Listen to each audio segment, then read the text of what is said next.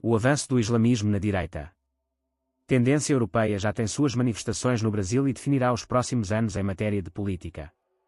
Recentemente, um site conservador alemão criticou a tendência crescente de uma parcela de direitistas que estão vendo no islamismo um parceiro contra o globalismo anglo-americano, o chamado atlantismo.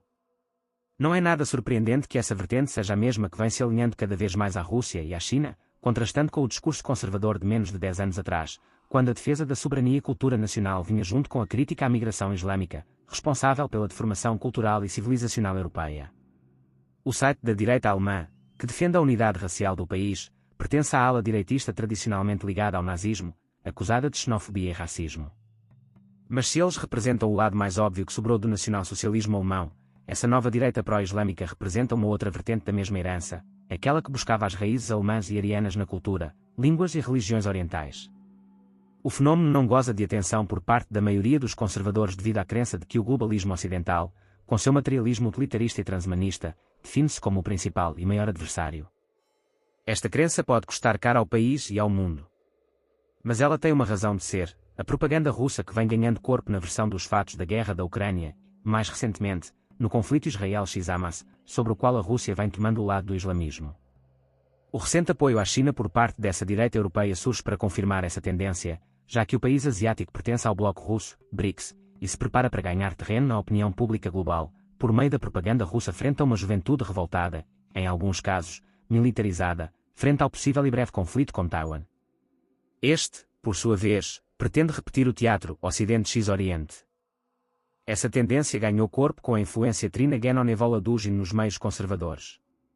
Alexander Dugin, um dos mais importantes ideólogos do novo imperialismo russo de Putin, tem sido particularmente bem-sucedido em redirecionar o tradicionalismo perennialista de Genon aos seus propósitos, com o adereço do neopaganismo de Julius Evola, especialmente penetrante na cultura das novas gerações já há algumas décadas.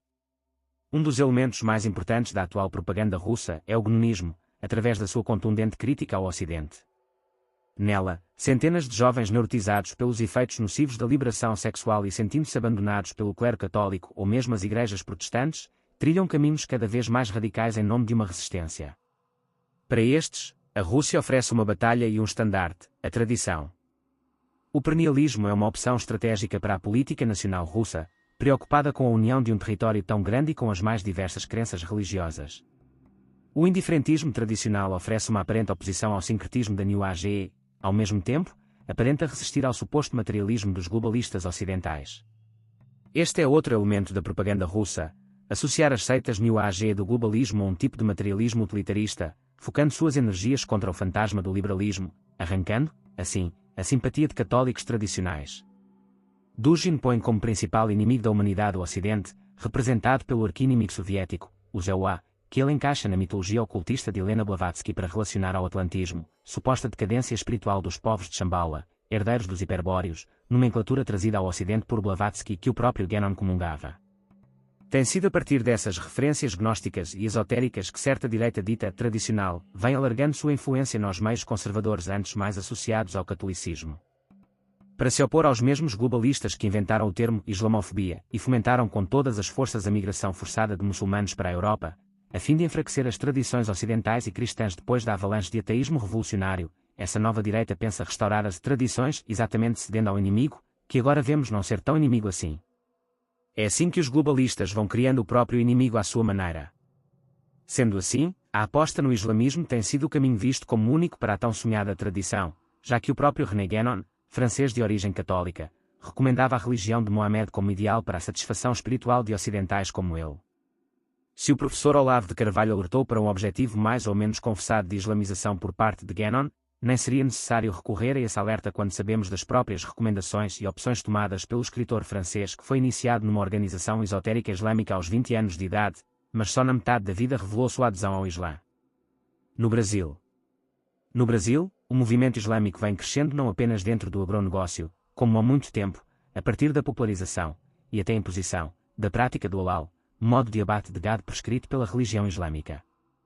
A direita política tem se aproximado do islamismo através de membros do Movimento Brasil Livre, MBL, com Ricardo Almeida, assumidamente membro de uma organização iniciática.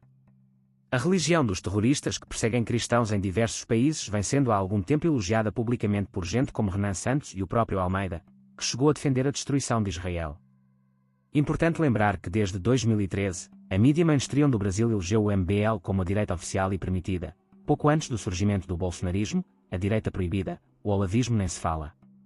Já a direita islâmica tende a sair precisamente de dentro da face atenuada e dócil dessa direita, que, combinada a um centrão cada vez mais sensível às carências de sentido da mídia e da opinião pública, assim como da juventude revoltada.